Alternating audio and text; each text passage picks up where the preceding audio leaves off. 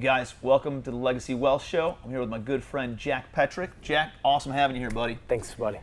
Jack was a firefighter in his full-time job, part-time real estate investor, built up a great portfolio of single-family homes, and not long ago left his full-time job in order to focus on his wealth building strategy with it, which is rentals and apartment buildings. So super pumped up. I've known Jack for several years now, and got connected when we both had real estate licenses 3-4 years ago probably. Yeah. And sat down and we got introduced through a broker of our firm, and just kind of sat down and talked to a high level about where you wanted to go and what that all looked like. And maybe you can share a little bit about your background, kind of where you're coming from and where you're headed, and then we'll unpack it from there. That sounds great. So basically I wrapped up in high school and didn't really know what I wanted to do with my life. And it was actually an uncle of mine that suggested becoming a firefighter. So I pursued that and got into that.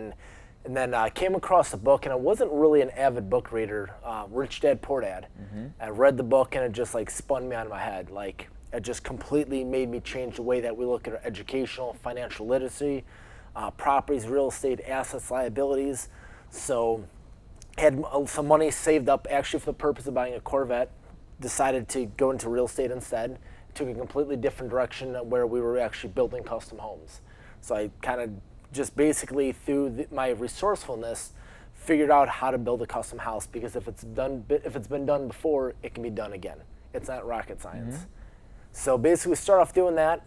We built custom homes, and then the housing market crashed, and then we were able to pick up properties at just pennies on the dollar. So single family homes that were selling for $120,000 dropped down to $60. That's when we bought in, and we bought it all the way down to the floor. So you're talking about 2008, 2009, 2010 now? Yeah, exactly. So we picked up we continued on with that path of progress. While you're working a full-time job. Correct, on the yeah. fire department. So it was a crazy schedule. So oftentimes people will say that I don't have time. It's not a matter of you don't have time. It's you're not willing to put the time and make the sacrifices for it. Because I would work a 24-hour shift. I would get off. I'd have 2 days, and I'd have to just ramp up and hit it hard. Running projects, management, materials, leasing, and basically at the time I had no mentoring. I just made every mistake you can imagine doing it on my own. But each of those lessons, each dollar that was lost provided just an invaluable lesson of what not to do and what changes to make for the next round. What would you say would be what was your driving force initially? Obviously you want to make money, but I mean you had a good, safe, stable, predictable job, right? Your wife had a business at the time. What was the driving force to go and work a 24-hour shift, not go home and sleep, and instead just go and pound the pavement looking for more deals, overseeing contractors, all that kind of stuff? There's just always been this internal fire within me to just always want to push it and just not settle for being mediocre. Mm-hmm. Growing up, we grew up in a good household and a very blue collar family, but if we wanted something, we had to work for it, we had to earn for it. So there was just also this drive that if we want to have it, we have to push harder for it. Mm-hmm. So just initially started putting that and just setting goals, and it just kept progressing to something, further and further. So it was really a really amazing experience to be able to have to push the fire and the stresses. There's a quote that I came across on Facebook, a Facebook meme. It was a picture of a piece of charcoal, and then there was a diamond next to it. And it says that a diamond is nothing more than just an ordinary piece of charcoal that was able to take extraordinary pressure. Mm-hmm. And it's each transition that I've taken up the next level, there's just been an incredible amount of pressure that's really made you just really question what you're doing, if it makes sense. And a lot of financial pressure. There's hard-earned money that has to go down. There's a lot of capital that has to get raised. But each time I've been able to overcome that, it's built the confidence within me that I could do this, and now we can take it to the next level. It's powerful, man. So, all right, so you're flipping some houses, you're buying some houses at the bottom of the marketplace. Sure. Now, fast forward a few years, you got a portfolio of 35, 40 houses. Yep. We meet. What happened? Yeah. So from there, we were trying to make the transition into apartments, Yep. and I didn't really understand how to evaluate property. So I started off reading a couple books, went to a handful of seminars with Michael Blanc and David Lindahl, mm-hmm. And then when we were introduced, you were at like 300 apartments. And I'm like, how is this guy at 300 apartments? Mind you, in the last 7 months, I've just brought like 400 units on myself. But at the time, it seemed like such an impossible goal of how can you hit that. So you and I started talking, and you were doing some mentoring with me. And then I just continued to learn more until we got to the point that I felt like I understood enough where I could then make the jump and start picking some properties up. So what was the, because it wasn't, well, I don't know, how long ago did you leave the fire station? About a year and a half ago? Year and a half Almost ago, two, yep, right? exactly. So how many properties did you pick up, or what would your portfolio look like?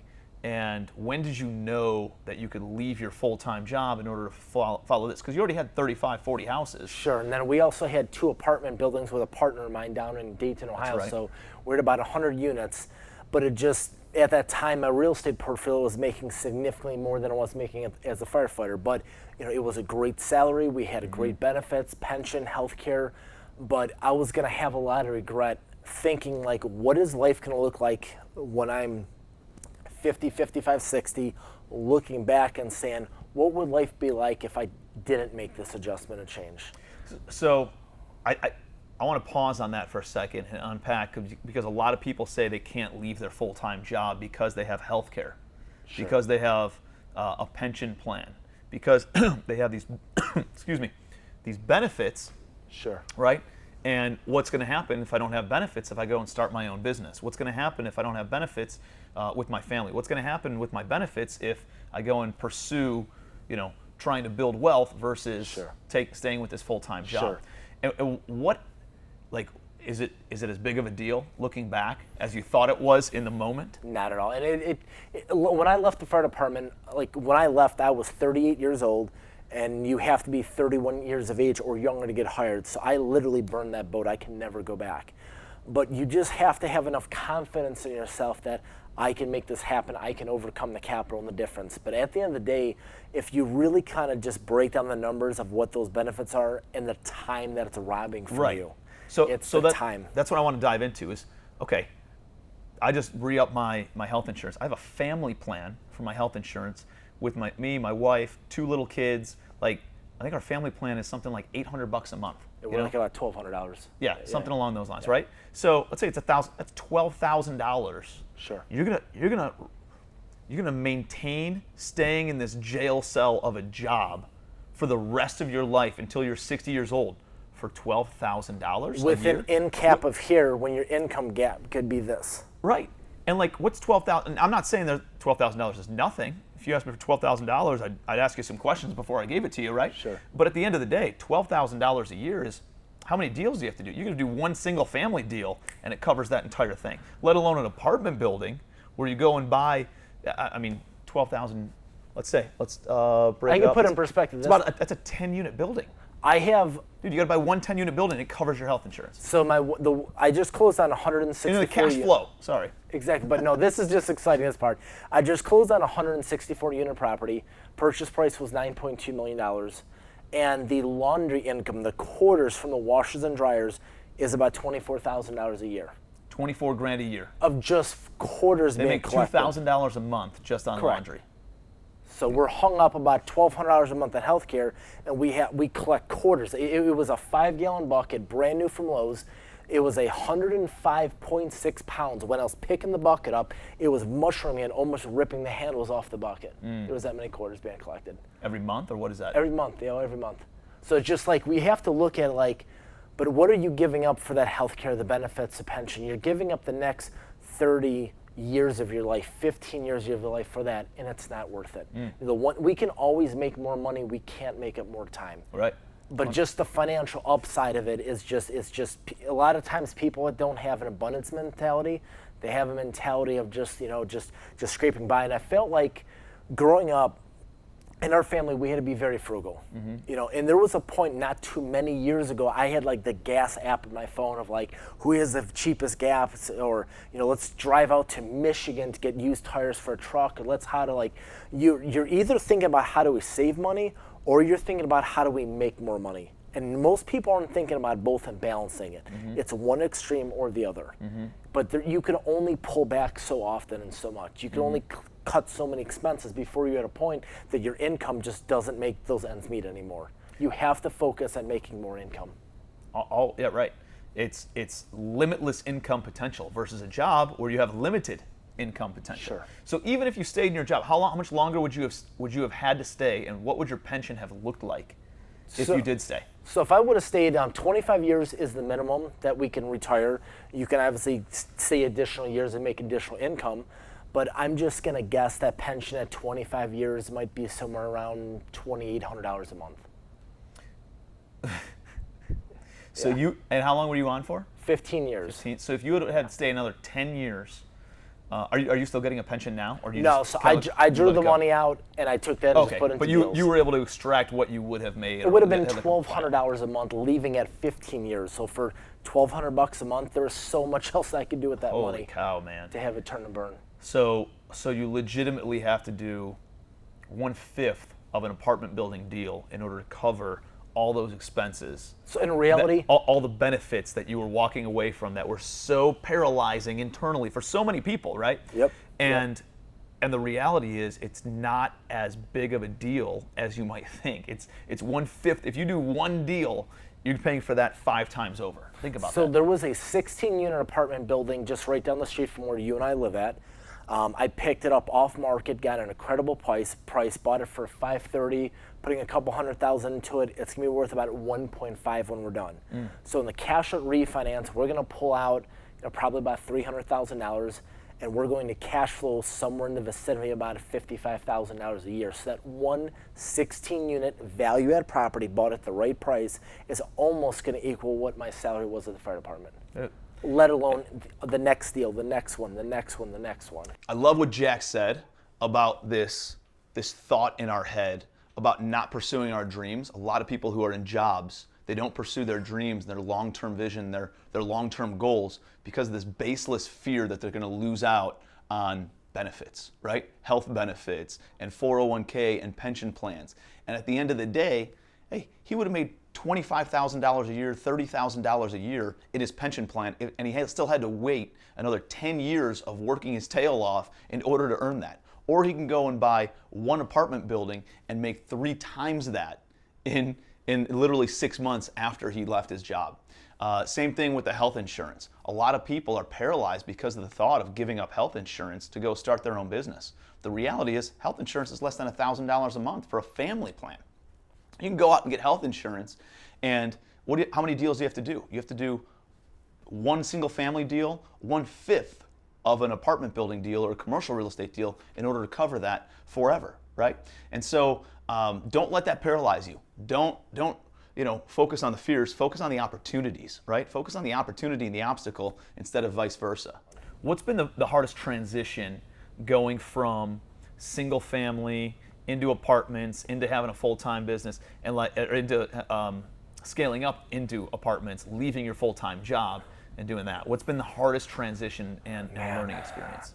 The hardest transition really has been mindset, and just understanding it, and then just the confidence to do it, because it's some really big decisions to cut the cord on a full-time career and go into that realm of where I think I can do it. I'm not 100% sure.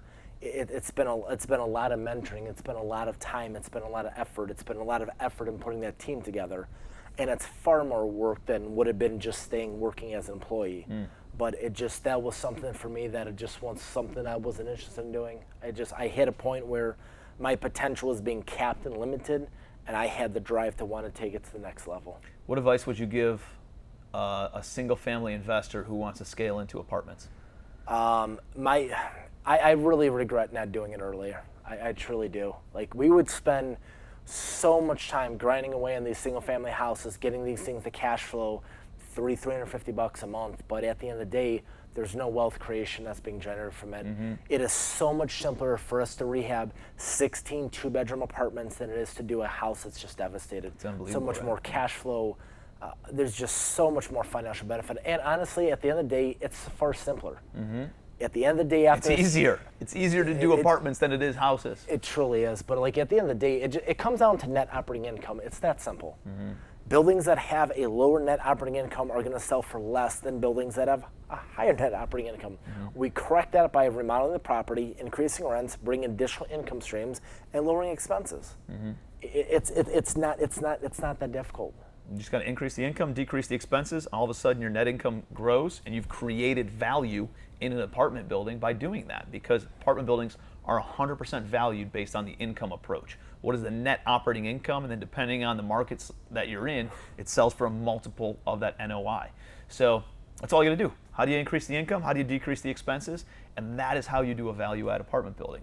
Now, it sounds, it's simple, but it's not easy, right? Exactly. So you got to go through the mindset. You got to go through the learning curve. You're either going to get educated by, taking the losses on your own, or by going out and just paying to get educated on that stuff, and hiring a mentor, joining a mastermind. That's a great thing you mentioned there, because I heard this phrase one time. It said, lessons cost money and good ones cost lots.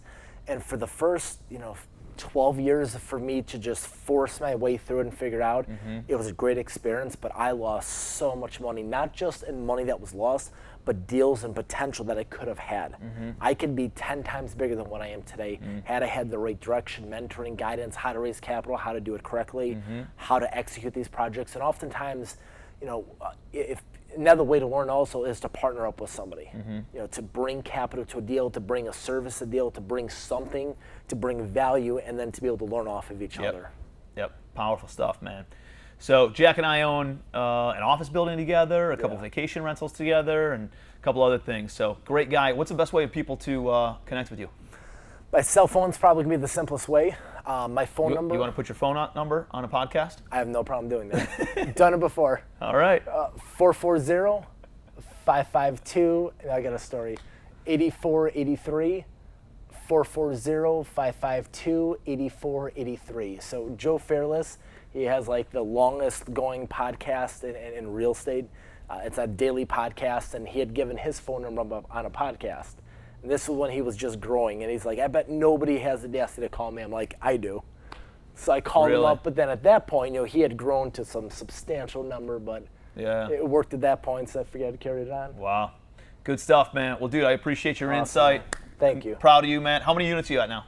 We're about just shy of 400 units right now. We have another 256 that we have under contract, and we got a small storage facility, another 135 units that we're under contract in that right now. Awesome, man. Proud of you, dude.